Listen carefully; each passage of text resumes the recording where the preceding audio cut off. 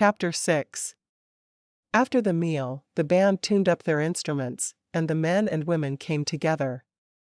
For some reason, the meal was separated between men and women, though Constance didn't really understand the reasoning. As soon as Leonard joined Constance, he put his hand in the middle of her back, as if he was claiming her. When Constance looked around, she could see several of the men looked disappointed, which surprised her. No one had thought of her as any sort of prize back east, but here she was with several men interested. She said a quick prayer of thanks that she was already married and wouldn't have to choose between men. That wouldn't have been something she would have enjoyed.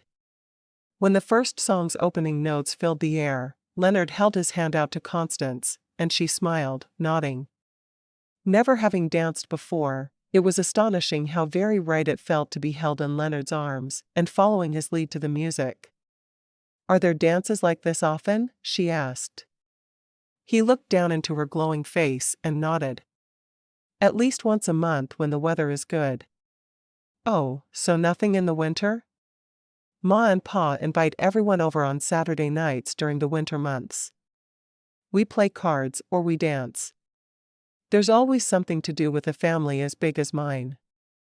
"What do the children do?" He shrugged. "They play card games amongst themselves, and they dance when there's music. Ma has a few toys they play with, or they go upstairs to the bedrooms my brothers and I shared, and they play up there. There are so many of them, they always have fun."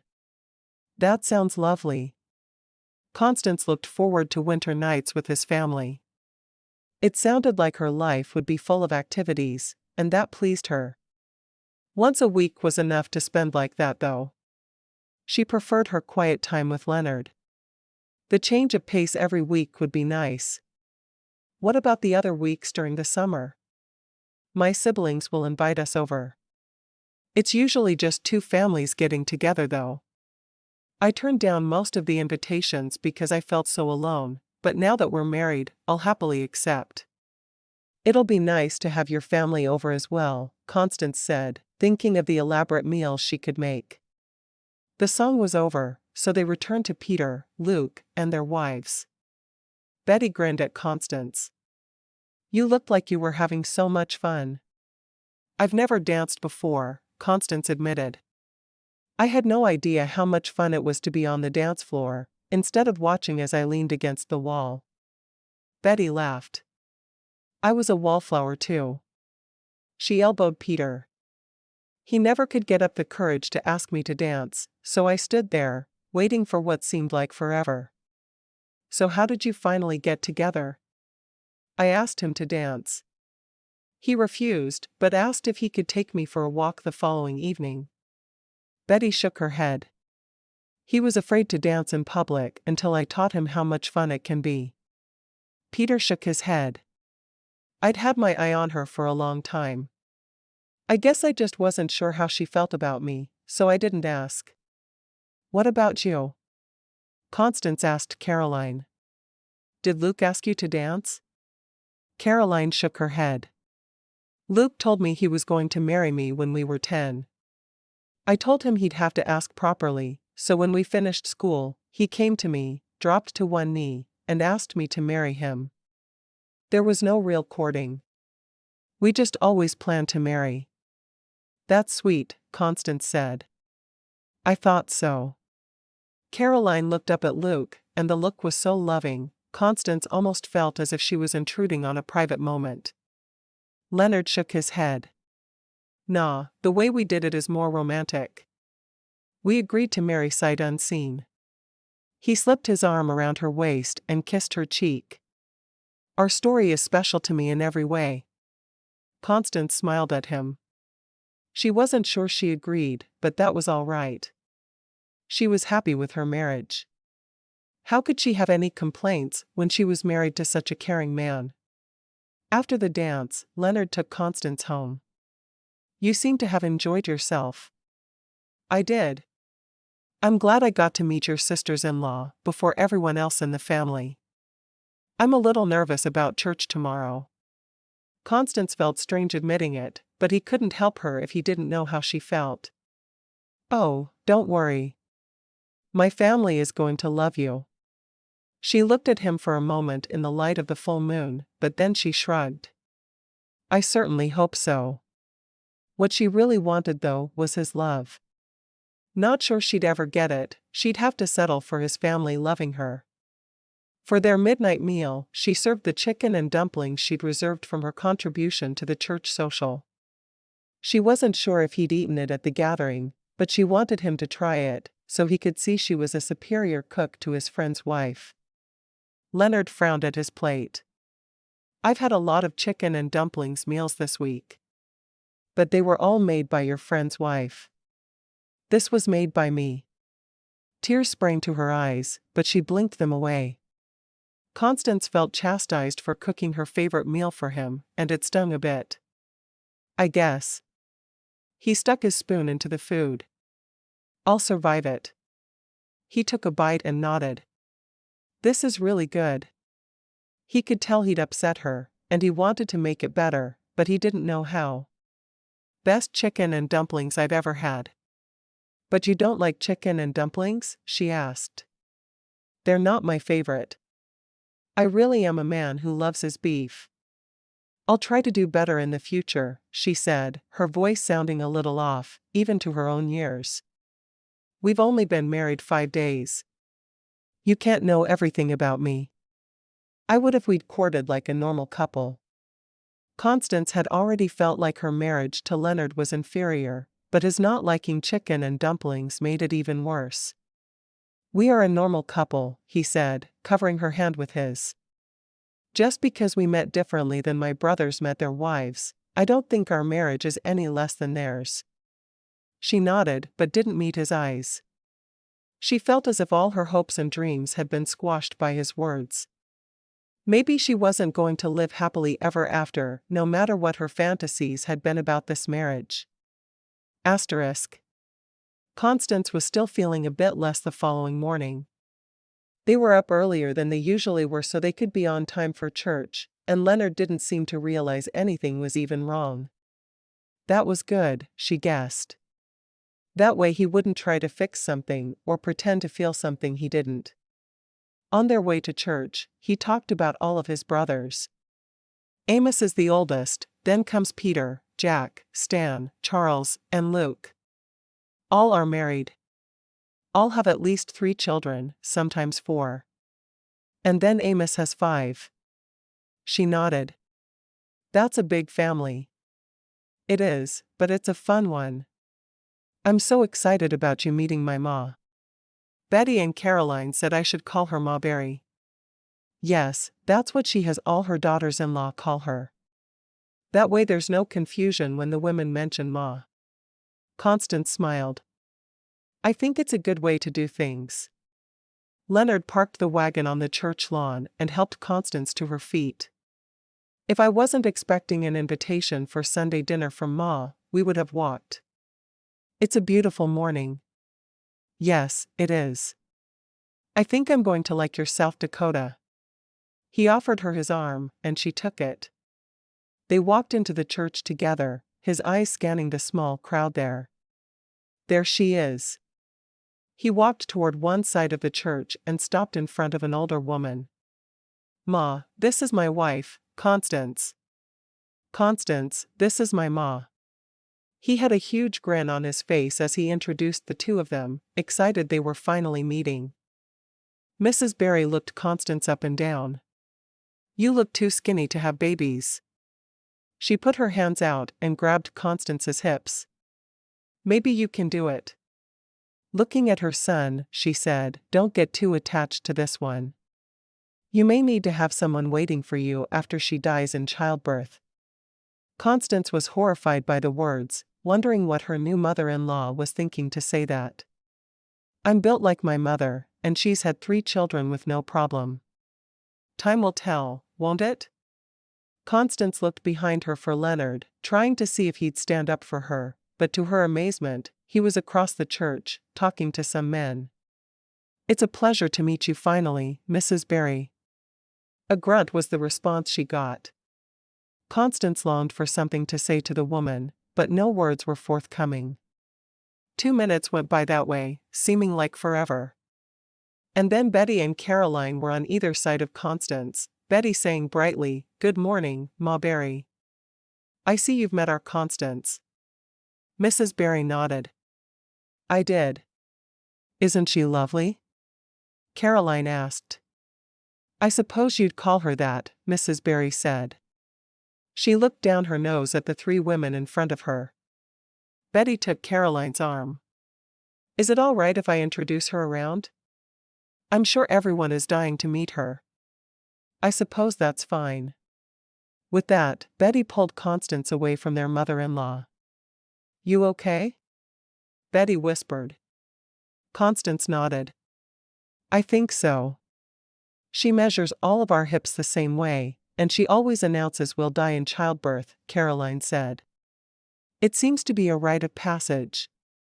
"I think it's awful," Constance said. "I felt like a slab of meat." "We all did," Caroline said soothingly. "I'd known the family my entire life and she still did that to me. If I hadn't been so in love with Luke, I would never have married him." "Oh. I had no idea." Betty nodded. "She's just odd. We all deal with it. But don't worry, the support you get from your sisters-in-law will make up for how she is." Betty stopped walking in front of a small group of women. "And here they are." One by one, Betty and Caroline introduced Constance to her new sisters-in-law. As she was greeted by each of them, she felt welcomed in a way she certainly hadn't with Mrs. Berry. "Are you and Leonard going to Ma Berry's for Sunday dinner?" Patsy, Amos's wife, asked. "I think we are," Constance said, trying not to let it show on her face she didn't want to go. She needed to not make waves. "We'll all get to know one another better there," Sally, Jack's wife, said. "It'll all be fine." None of the others mentioned what had just happened between Constance and their mother-in-law, but she saw understanding on each of their faces. It seemed that the sisters-in-law really would support her, and that was all she needed at that moment. Well, that and Leonard's love, but she had a feeling that would not be forthcoming. During the service, Constance sat with Leonard, paying rapt attention to the sermon. Pastor Abrams had chosen loving thy neighbor as his theme that week, and it was definitely a favorite sermon topic. As soon as the service was over, she got into the buggy with Leonard, and they drove out to his parents' farm. It was a longer drive than Constance expected, but it could be made in under 30 minutes. "I don't think your ma likes me," Constance said after a few minutes of driving along in silence. "Of course she does. Ma likes everyone." Constance realized the man truly believed what he said. "I think she wants me to die in childbirth." "There's no call for you to say things like that about my ma. Ever. I will never put up with it." And that's when Constance realized she would be relying on her sisters-in-law much more than she'd ever realized she would. But she would do her best to make the most of the situation. She could put up with one bad apple in her new family in exchange for 6 sweet sisters.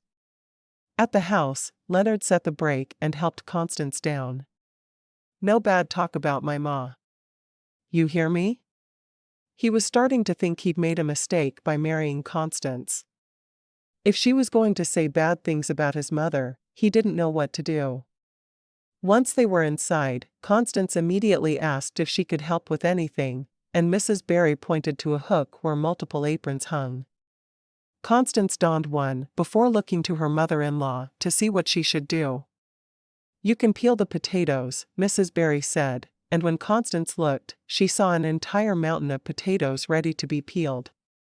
None of the others were there yet, so Constance went to the basin and began peeling, one potato after another. Once the other sisters-in-law started to arrive, it felt as if the air thinned out a bit, and Constance wasn't strangling on the words she wanted to say to her mother-in-law. One of the other women took a knife out and helped Constance with the potatoes. "I've forgotten your name," Constance said. "I'm sorry." "I'm Judy. Charles is my husband."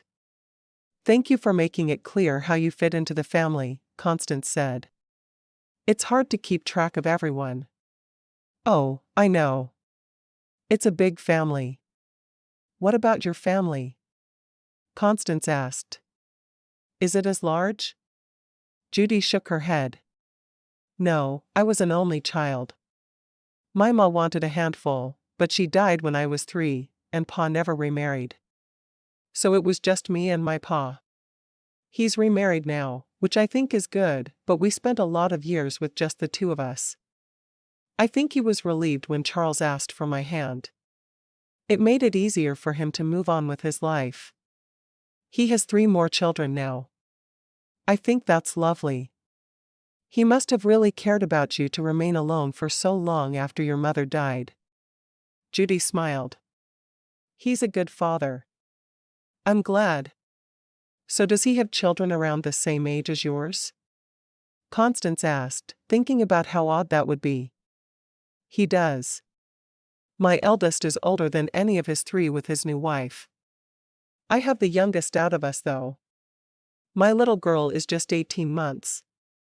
Though his wife is with child again. It's amazing to me to see his happiness with Margaret. That's very sweet. I'm glad you have him in your life. Judy nodded. As am I. I have the Berries, of course, but it's not the same as having a family of my own. Constance nodded. I'm sure it's not. I miss my family something fierce. Constance didn't notice Leonard behind her or his reaction to her words. Chapter 7. During the meal, Constance got to know her father-in-law a bit, finding him a jovial man. He seemed to be the exact antithesis of his wife, who seemed broody and negative. They were an odd pair, but they were happy with each other, both deferring to the other at different times. Constance was quiet, listening to the chatter around her. The sisters were all planning to do different things and seeing who needed help. I would love to have everyone over tomorrow afternoon, Judy said. I think it would be nice if we all welcomed Constance with an afternoon tea. The sisters all nodded enthusiastically. I suppose I'm not invited, Mrs. Berry said, and Constance froze.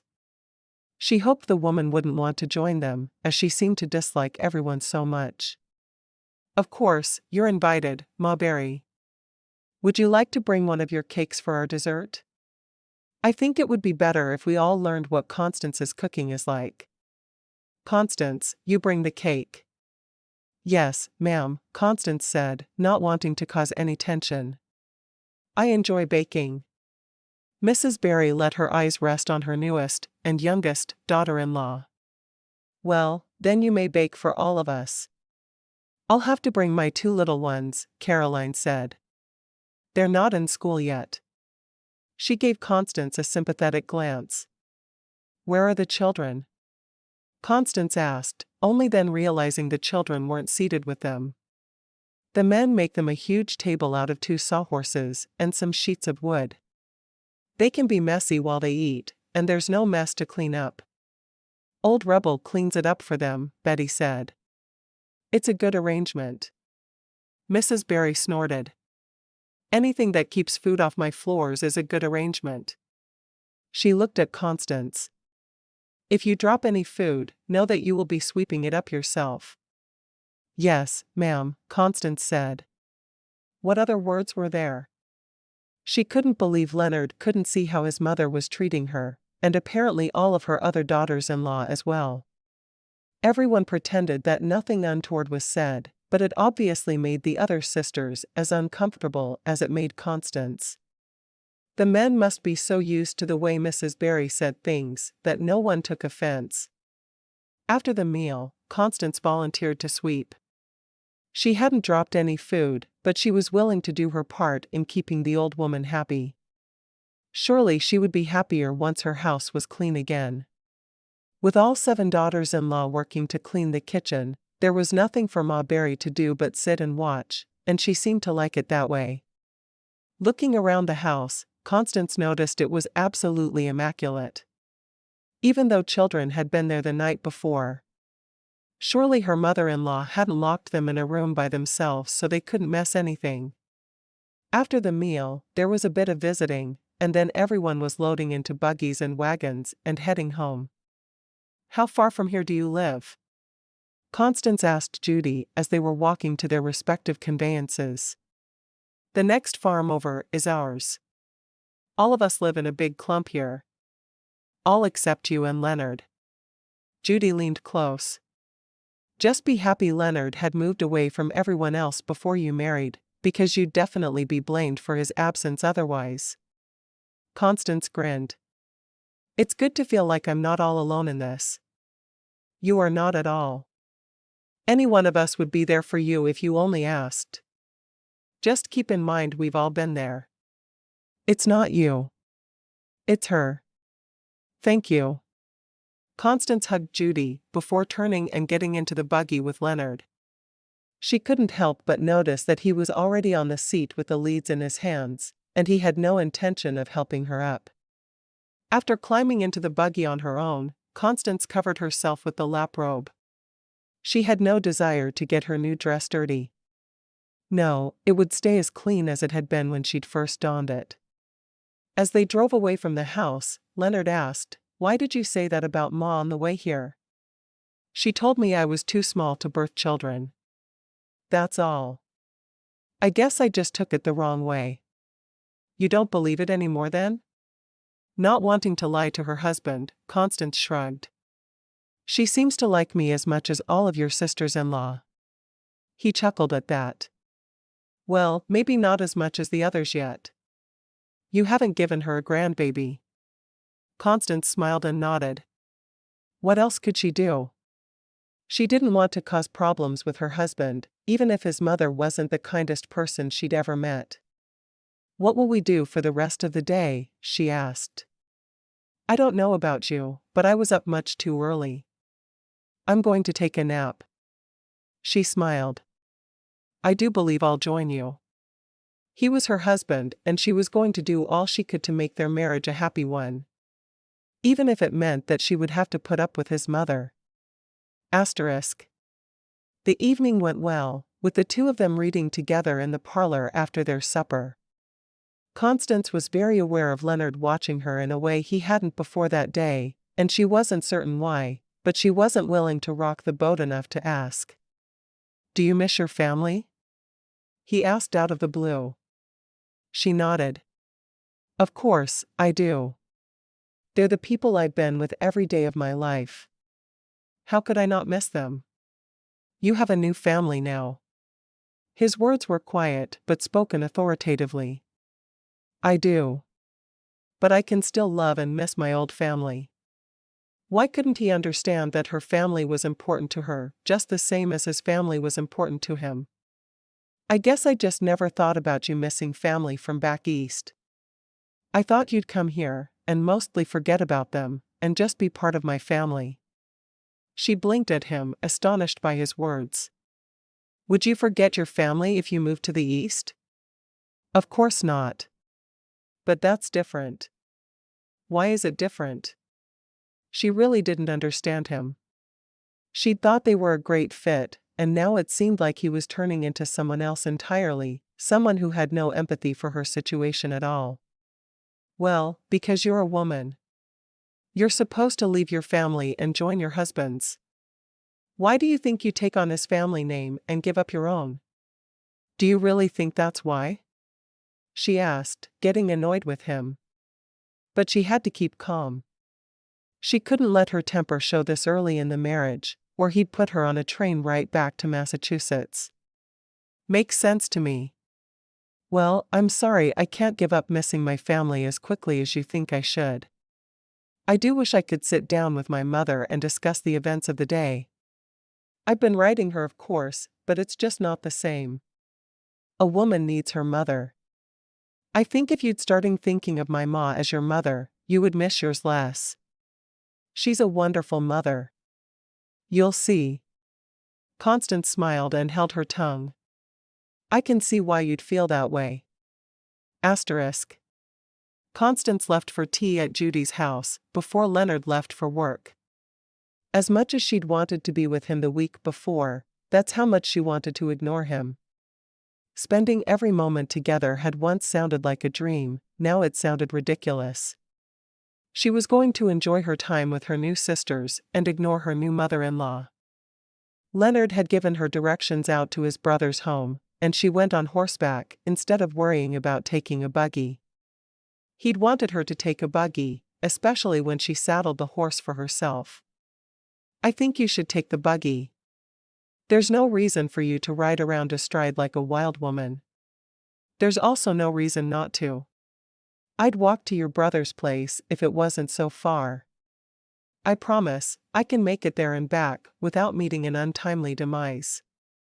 With that, she put her left foot in the stirrup and swung her right leg over the horse's back. "I'll have your midnight meal ready when you get home." She rode out of town with a cake in a makeshift contraption hanging from the saddlebag. It wasn't the best way to carry a cake, but it would certainly work. It felt good to feel the wind on her face as she rode toward her destination. Her thoughts were her own for a bit, and she shook her head as she still seethed at Leonard's idea of her forgetting her own mother in favor of his.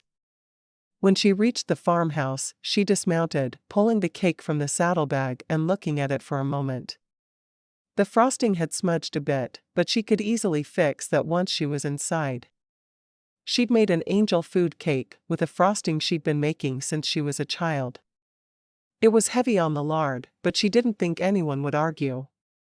She knocked on the door, knowing she was there a bit earlier than everyone else. What did it matter? She had to fix the cake anyway. Judy came to the door and opened it wide, inviting her in. "The children are down for a nap, so we have a minute or two to chat. I have to fix the cake first." The frosting smudged on the way. Judy nodded, smiling. "You rode?" "I did. And Leonard didn't like it one bit.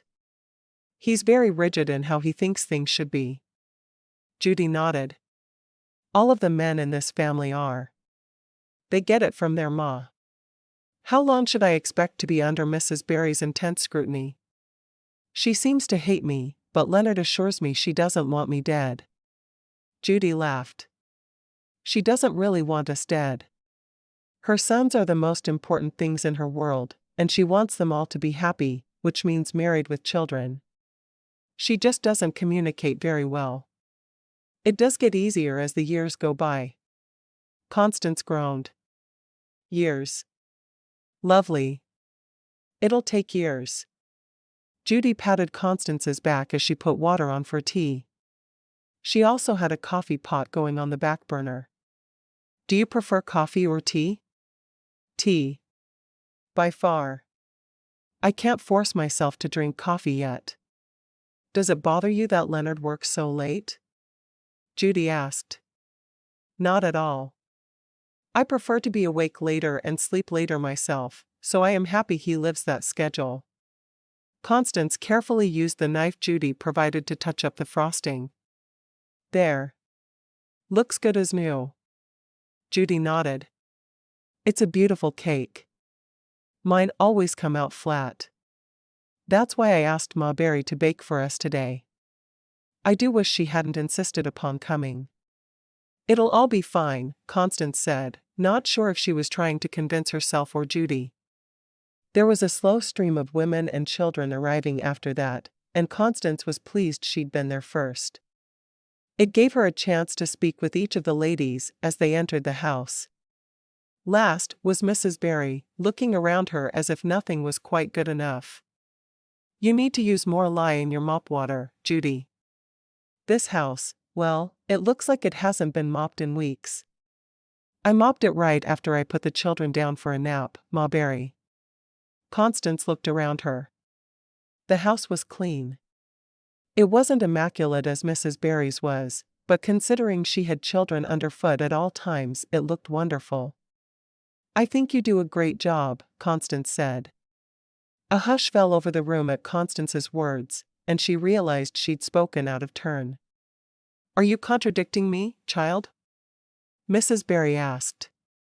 "No, ma'am. I was simply offering a different point of view." Constance knew she was going to have a harder time with her mother-in-law because of her words, but she felt the women needed to stand up for one another. "Don't get cheeky with me. You're the daughter, and I'm the mother. And I don't want you to forget it." "Yes, ma'am."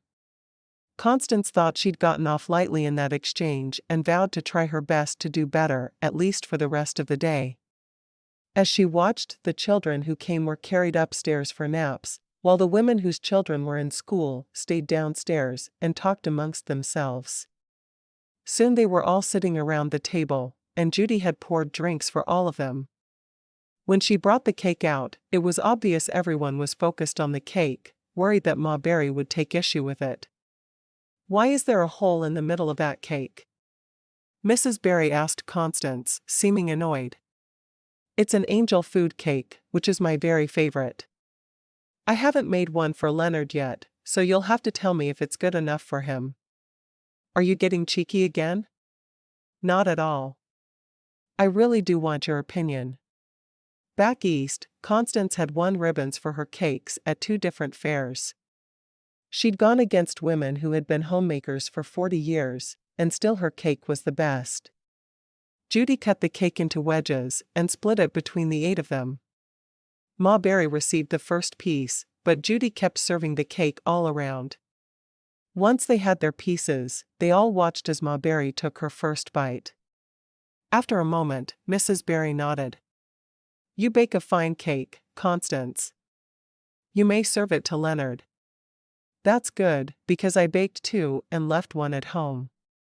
Constance cut into her own cake, letting the flavors drift off her tongue.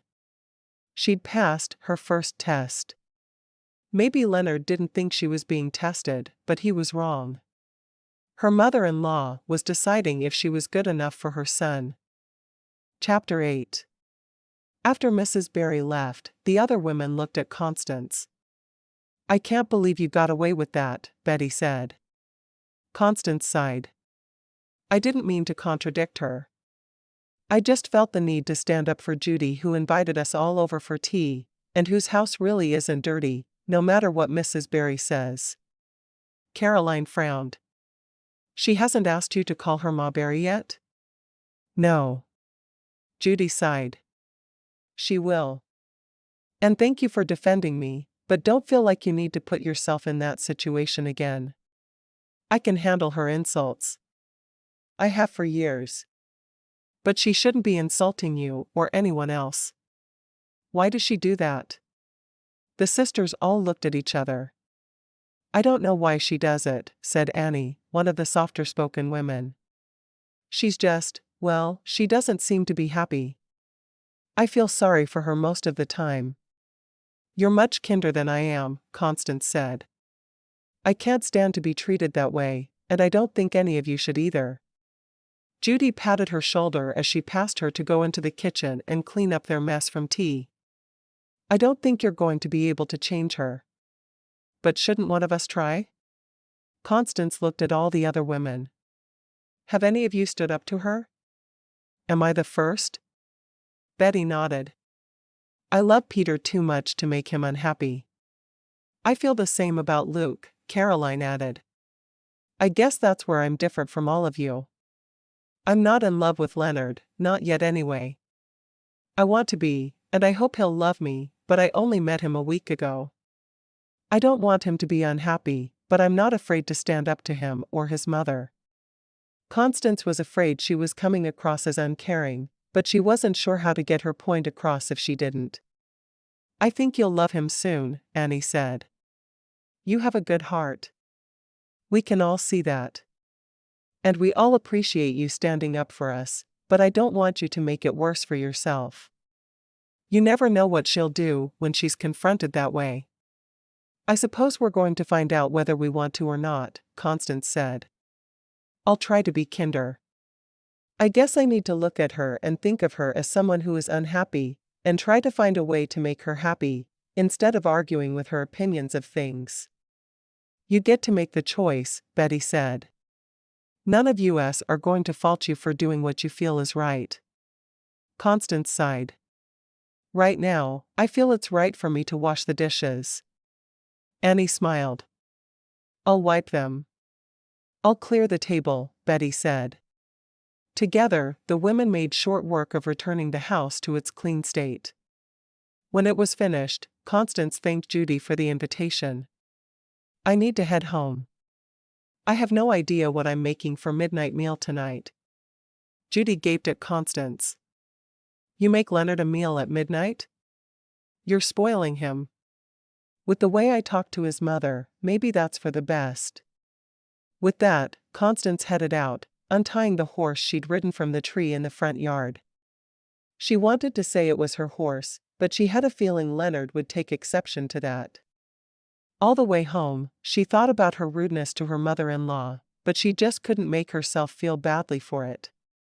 The woman needed to be stood up to, so she would stop treating everyone poorly.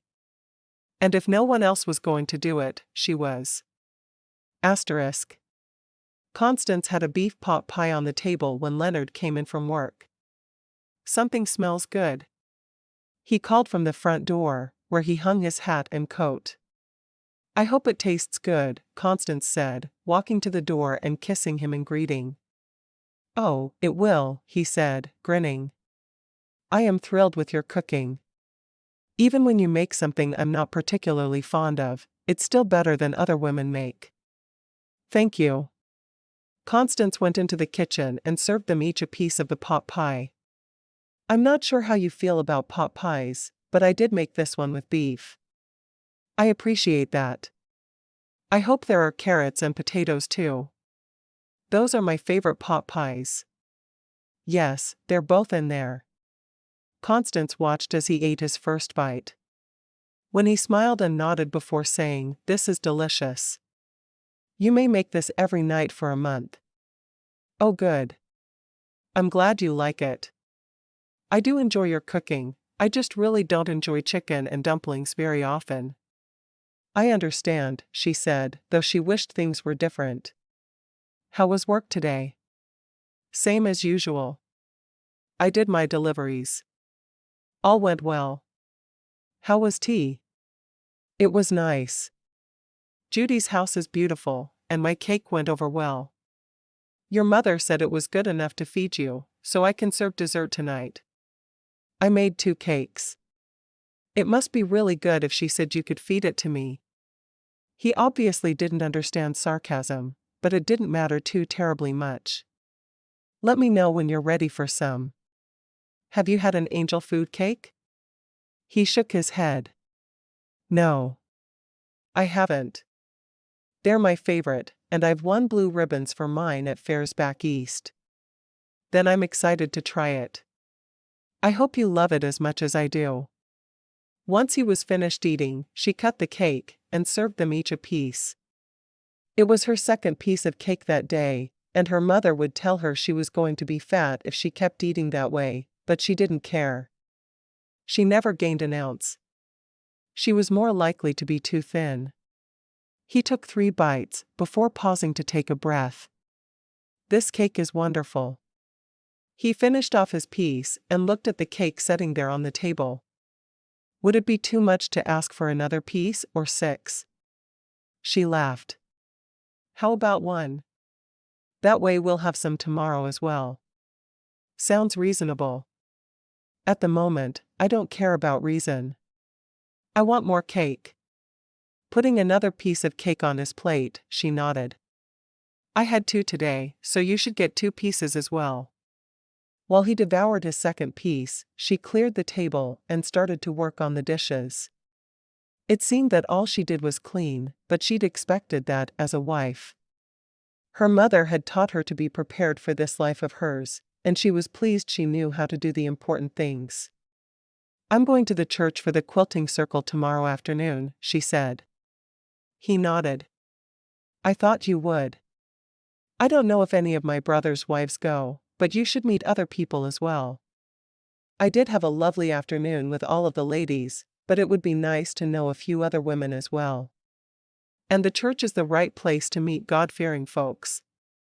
Yes, it makes a lot of sense for you to go to the church and be part of the quilting circle. I'll have your afternoon meal ready before I leave and make sure your lunch pail is packed for work. Don't worry that I'll let you starve. Sometimes she thought cooking and making love were the only things he cared about where she was concerned. Those, and that she was accepting of his mother, whose behavior was unacceptable by any standards. I would like that. He stood. I'll wait for you in the parlor. After finishing the dishes, Constance joined him, doing some mending while he read. He looked up from his book after a while. Now that you know the sisters-in-law, do you miss your family less? She gaped at him. The man was completely clueless about a woman's emotions. What was wrong with him? No, I don't miss them less. If anything, I miss them more. Spending time with everyone today made me think about how different it would have been with my family. Just keep getting to know everyone, and soon you won't think of your family at all. With that, he went back to reading the paper, while Constance quietly seated beside him. Asterisk. Constance felt a little shy as she arrived at the church the following day. The only woman she knew in town was the pastor's wife, and she didn't see Mrs. Abrams when she looked around the room. None of her sisters-in-law were there either. There was an empty seat beside a woman who looked as if she was in her last month, before her baby was born. Constance took the seat, hoping no one would ask her to move. She felt out of place in a way she never had before. The pregnant woman smiled at her. "You're new here. I saw you sitting with Leonard Berry at church on Sunday. I'm Abigail, by the way. I'm Leonard's wife, Constance Berry. It's nice to meet you. I won't be able to come to these much longer, so I'm enjoying the quilting circle while I can." Constance smiled. "When are you due?" 3 more weeks, though the midwife keeps telling me the first babe is usually slow to come. A first baby is so exciting. Do you want a boy or girl? Oh, I'd like a girl for me, so I could teach her all about being a lady, but for my husband, I want a boy. He needs help around the farm. Abigail shrugged. I guess that means I'd be happy with either a boy or girl. I guess it does.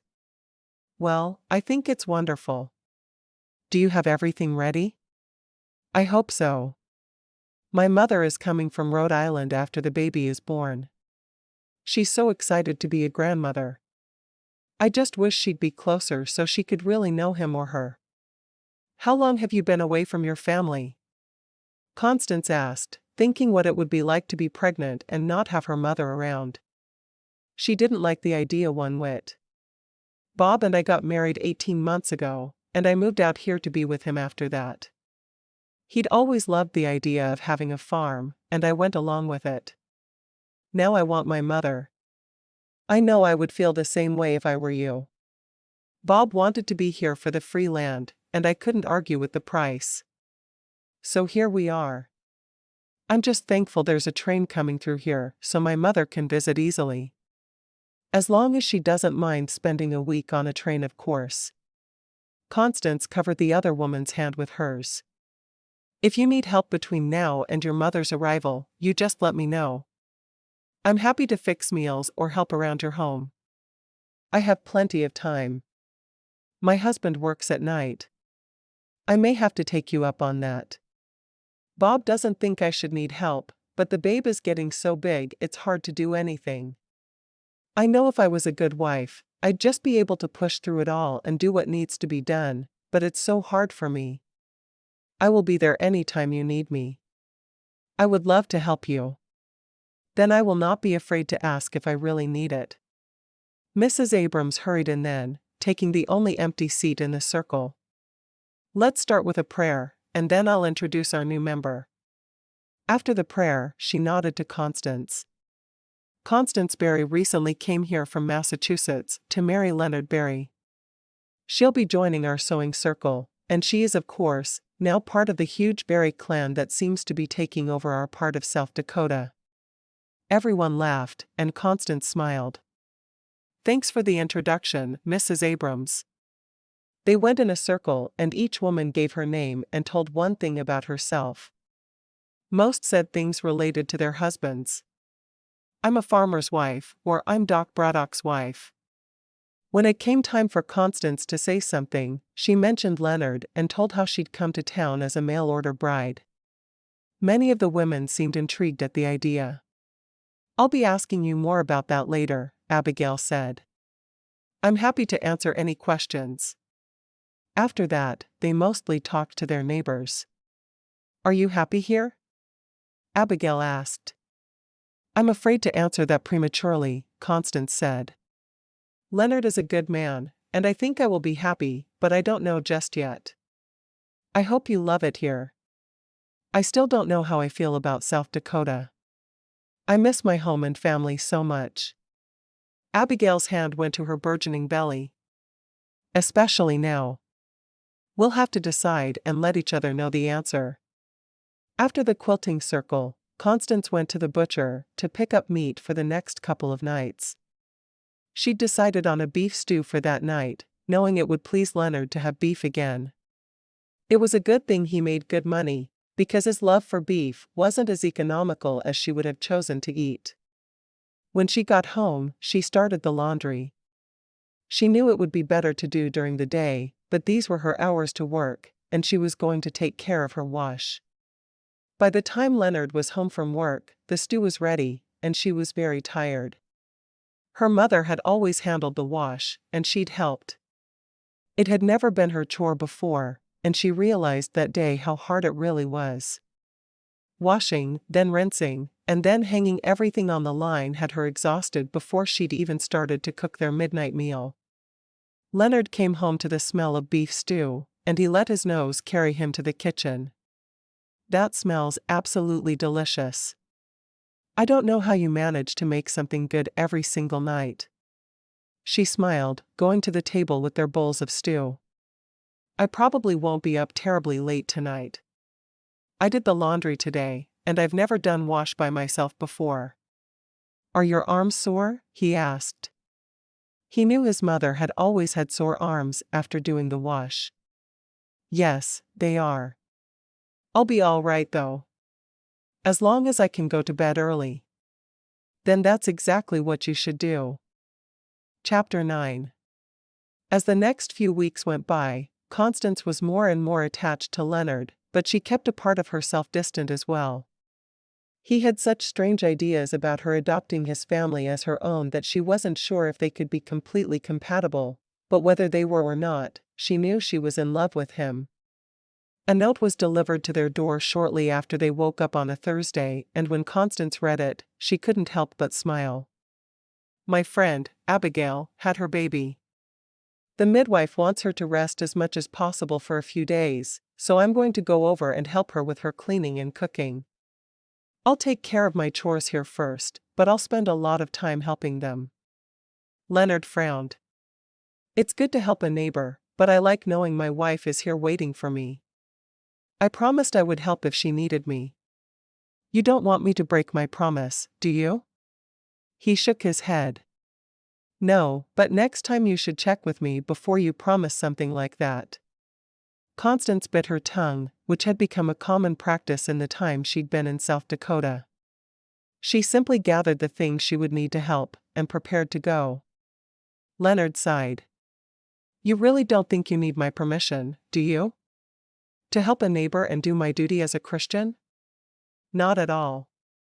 You may be my head, but God is yours, and I follow him first." He frowned at her. "You really shouldn't speak to me that way." Constance raised on tiptoes to kiss his cheek. "I'm taking the buggy out to their place. I'll be home in time to make our midnight meal." She walked out the front door then, carrying the things she'd need. Leonard stared at the door for a moment before following his wife. "I'll hitch up the buggy for you." She smiled at him. "Thank you." She thought he may be coming around to her way of thinking when he followed, but there was no way to be certain. The man confused her regularly. As she drove to the farm Abigail shared with her husband, she thought hard about her marriage and whether it was the right thing for her. She didn't believe in divorce, but even though she loved the man, he didn't seem to take her thoughts and feelings into account. He still didn't think she should miss her family, which she felt was utter nonsense. By the time she arrived at Abigail's, Constance thought maybe she'd figured things out. She needed to have a long talk with Leonard and tell him exactly how she felt about his dismissing her thoughts and feelings. If he did it again, perhaps it would be time for her to buy a train ticket back to Beckham. It would bring shame on her family if she couldn't make her marriage work, but there was no reason for her to be miserable for the rest of her life with a man who didn't even try to understand her. She knocked on the door of Abigail's farm, thankful her friend had given her explicit instructions on how to get there. Abigail called, "Come in." Constance walked inside and found her friend looking as if she hadn't slept in a week in her rocking chair with the baby. "Boy or girl?" she asked, looking down at the sleeping child. "Girl. We named her Charlotte." "What a beautiful name for a beautiful child." Constance looked around her. "When did you last eat?" There was a great deal of cleaning to be done, but it was more important for her friend to eat than be in a clean environment. "Last night?" Abigail looked confused. "I'll make a meal first then." "Has your husband eaten?" "Mark?" "No, I don't think he has." "Then I'll fix a meal and go outside to call him to see if he's hungry as well." Constance looked at how frail Abigail seemed. She was worried about her. "After you've eaten, perhaps you should sleep for a while. I can bring you the baby if she cries. I'll take care of everything else." "Thank you." Constance hurriedly made a simple meal for her friend and her husband, calling Mark to come in and eat when she was finished. "Aren't you going to eat with us?" Abigail asked. "No, I'm not. I'm going to keep cleaning. I had my meal with Leonard before I left town." She had no qualms about changing the sheets on the bed and getting it made up properly for her friend's much-needed nap. Once that was finished, she walked into the main room of their small cabin and saw that Abigail was finished eating and nursing the baby. There was a small wooden cradle in one corner of the room, and Constance took the baby and placed her in it while Abigail went to sleep. As soon as everyone was quiet, Constance rushed around the room, picking up things that had lain where they'd fallen for who knew how long. Abigail obviously hadn't had the strength to do more than she had. She wished there was time to get baking, cooking, cleaning, and laundry done before she left, but she knew that a quick clean and food was what was needed most. Constance made a stew that could be reheated for their noon meal the next day, and even for breakfast if they needed to. She went out and collected eggs from the chickens, and milked the cow. Mark was off in the fields, making sure his crops didn't die, so he hadn't seen to either of those things as he should have. She guessed it was normally Abigail's job, so he hadn't thought to do it. The man looked almost as tired as his wife. By the time Mark came in for the evening, there were 2 loaves of fresh bread, a pot of stew, and fresh milk. She'd even made a cake for their dessert that evening. "I think you're going to have to wake Abigail if you want to eat with her." He nodded, going into the bedroom, which was really a small area of the house with a sheet that pulled closed. Looking around her, Constance mapped out the following day and the chores that would need to be done. Another meal, mopping, and laundry. She thought laundry may just be the most important thing she could do for them. She wasn't sure how old little Charlotte was, but there was an impressive amount of dirty diapers. When Mark and Abigail came out, Abigail smiled at her friend. "You have done so much." "Thank you. Is there anything else I can do before I head home?" "I plan to mop, do laundry, and cook more tomorrow." "That's perfect," Abigail said. "We appreciate your help so much." On her way, Constance rehearsed the conversation she wanted to have with her husband that night. She wanted to make him understand that she couldn't just forget about her family and move on as if his family were hers. She needed him to know that she missed her mother a great deal, and his could never take her place. She did her chores that night mindlessly, thinking only about trying to talk to Leonard. He'd made things difficult so far, and though she understood he didn't know better, she needed him to learn to treat her better than he had so far.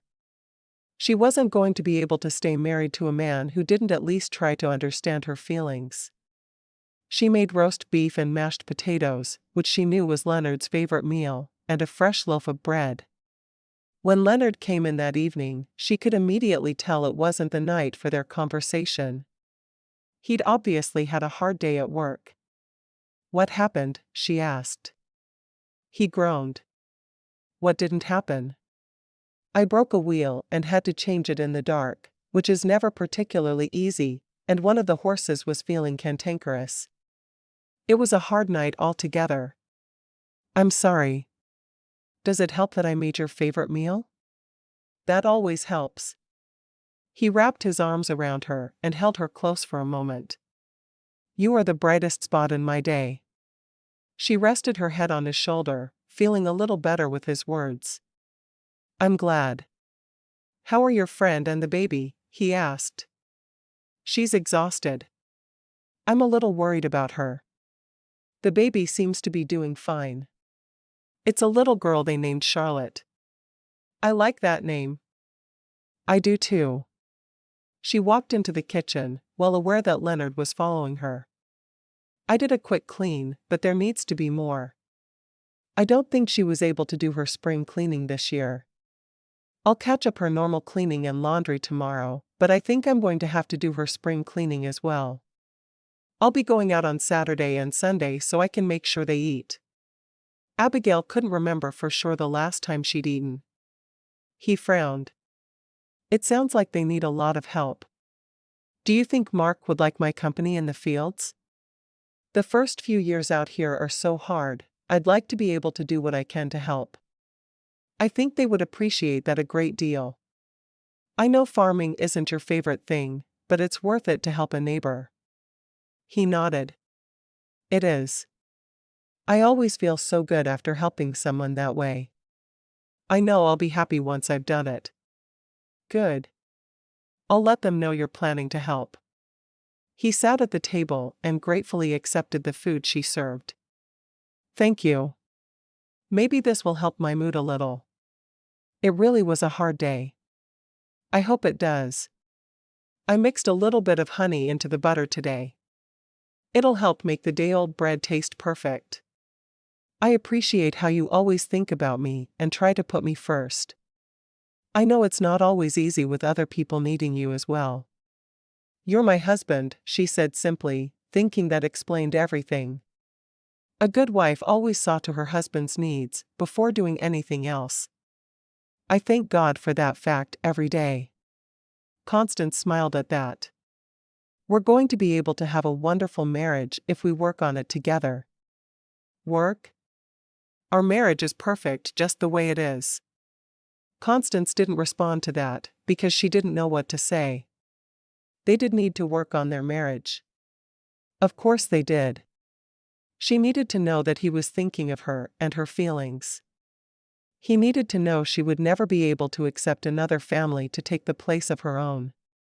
But now wasn't the time for that discussion. It would wait until tomorrow. Chapter 10. It was late morning on Saturday when Leonard and Constance drove out to Mark and Abigail's farm. While they drove, they talked about ways they could help the other couple. I'm going to make enough food for today and tomorrow, so we don't have to come back until Monday. That's a good idea. I don't know what kind of help Mark needs, but there are always several men needed on a homestead, and I know they have no hired hands. I'll do whatever is necessary to help out. He sighed. I hate farming. It's a good thing you don't do it then, isn't it? When they got to the farm, she headed into the house, and Leonard went in search of Mark. She was surprised to see Abigail sitting at the table, looking a great deal better than she had. You look good today, Constance said. I must have looked awful before then. Abigail shook her head. You looked tired. Now, tell me what I can fix for you and Mark to eat today and tomorrow. I sent Mark into town to get a few things, so it'll be much easier. We love what you've come up with, so just look through the food we have, and make a decision. Abigail hid a yawn behind her hand. Do you need a nap? Constance asked. My ma always says to sleep when the baby is sleeping. I feel like I've done nothing but sleep for days. I need to do something. You can keep me company while I cook and clean. It's the perfect answer. I want to do as much of your spring cleaning as I can today, so you won't have to worry about that as I feel better. Abigail's eyes widened. I couldn't ask you to do that. You don't have to ask. I'm offering. I always helped my ma with it, and someone did it before I arrived, so I feel like it's not really spring. Help me to know it's the right season. Abigail laughed at her friend. You talked me into it. Constance started by taking down the sheet that hung between the bedroom and the rest of the house, taking it outside to brush and hang, getting the cleansing power of the sun. Then she dragged out the mattress and the bed itself, scrubbing them down, using a feather in each small hole in the bedstead. Once that was finished, she scrubbed the walls and floor in the bedroom. Is it all right if I don't whitewash the ceiling? She asked Abigail. I fear that would leave your home appended, and I don't plan to return until Monday. Please skip the whitewashing. I can do that as part of my fall cleaning this year. Then your bedroom is done other than the windows, which I'll do all at once, and the bed being brought back inside. I think I got every bit of dust out of it. Abigail smiled. I appreciate all you're doing, but you really don't have to. Of course, I don't. I do it with love for my friend. And she started on the floor in the main room. The house was tiny, so it was no real inconvenience to do the spring cleaning for her. By the end of the day, the windows were washed, all the floors and walls scrubbed, and the stove blacked. There was nothing that didn't look shiny and new but the ceiling, and that could easily be taken care of with the fall cleaning. When it was supper time, the two men came into the house, and Constance scolded them both to remove their boots before stepping indoors. I put too much time into scrubbing these floors to have the two of you spread dirt everywhere before the sun even sets. Both men took their boots off and left them on the front stoop, before walking in to wash their hands with the water pump. They sat down, and Mark said their prayer, thanking God for sending such wonderful friends to them. Abigail seemed awfully tired after sitting in her chair awake all day, but she still seemed better than she had the previous 2 days. I don't think you'll need to come back on Monday, Abigail said to Constance. You've done so much, and I'm getting my strength back. All right, but if you change your mind, have Mark bring me a note, and I'll be here as fast as I can.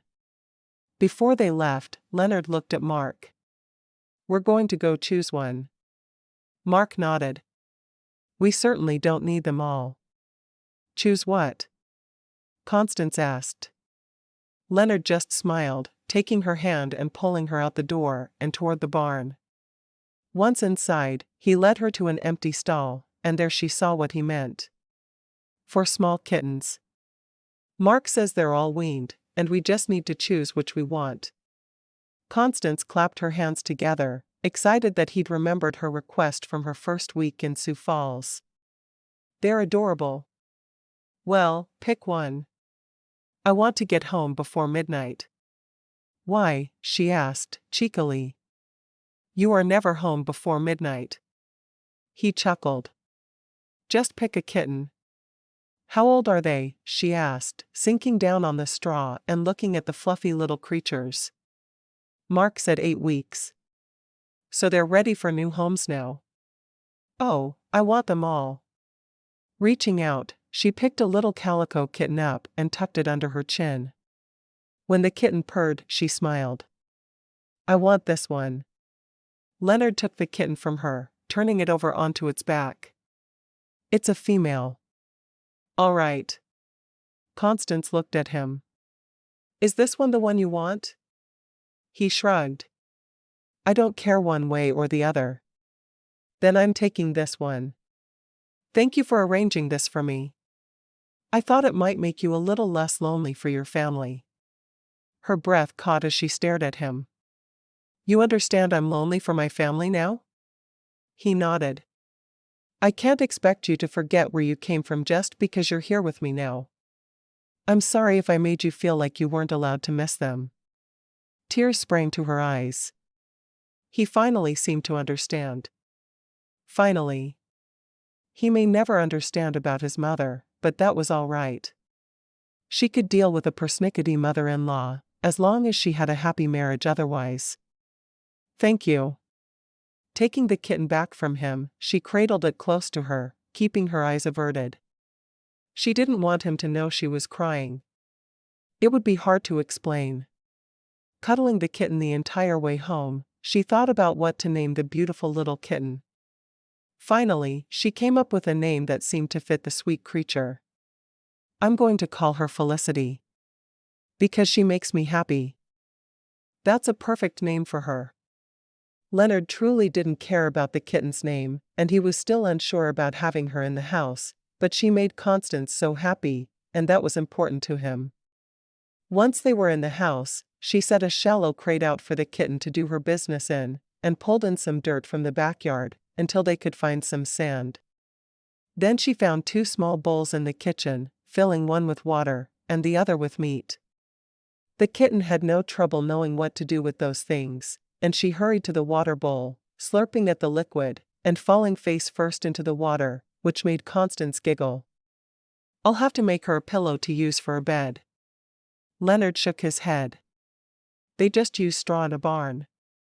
But she's not a barn cat. She's a little princess. He chuckled. I'm glad you're happy with your gift. I am, but not just because of the kitten. She walked into the parlor and sat on the sofa, waiting for him to join her. The kitten is symbolic. How is a kitten symbolic? He asked, his brows drawn together. You've told me over and over that I should forget about my family because I have yours here. When you gave me the kitten, you said that it was to help me with my loneliness from my family. I was starting to feel as if you didn't care about my feelings at all. Leonard frowned. I do care about your feelings. I know that now. I was thinking about buying a train ticket back to my family, because I wasn't sure I could live with a man who discounted my feelings so quickly, even though I love him. Wait, you love me? Leonard asked, a smile spreading slowly across his face.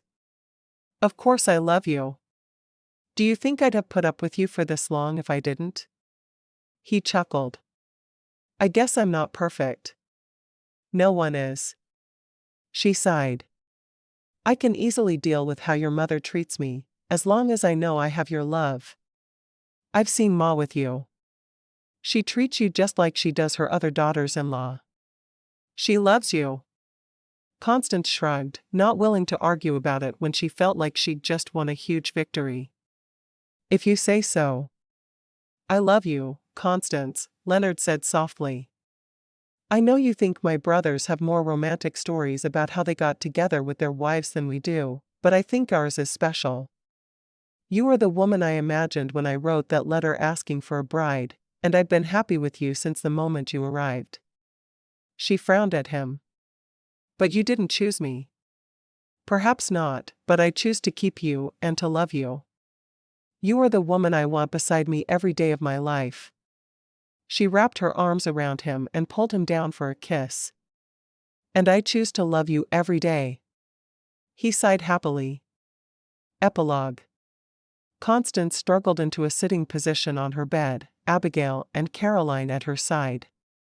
He's beautiful, Abigail whispered.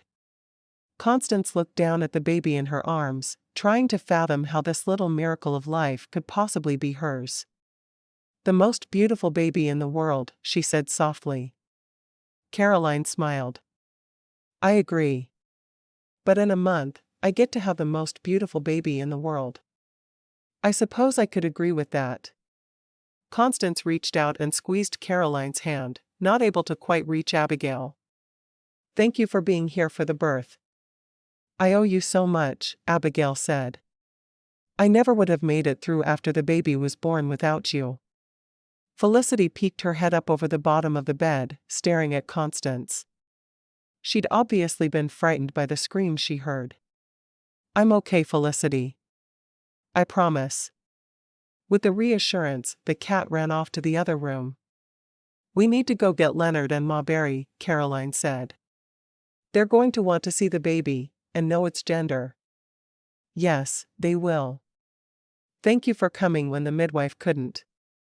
I panicked a great deal in those first minutes. Constance shook her head. How dare someone else go into labor right before me? Abigail laughed softly. It worked out. We were here for you." Abigail and Caroline left the room to fetch Leonard and Ma Berry. When Leonard came in, she could see the worry on his face. "I'm fine. And the baby, your son, is perfect. He has 10 fingers and 10 toes and a set of lungs that will keep us up far too many nights." Leonard sat beside her on the bed, gazing at their son, while Ma Berry stood over them. "I'll be seeing to your meals for 3 days. It takes that long to recover from giving birth. After that, you'll see to your own family." "Thank you," Constance said. She had been warned by the other sisters that this would be her only gift upon the birth of her child from Ma Berry.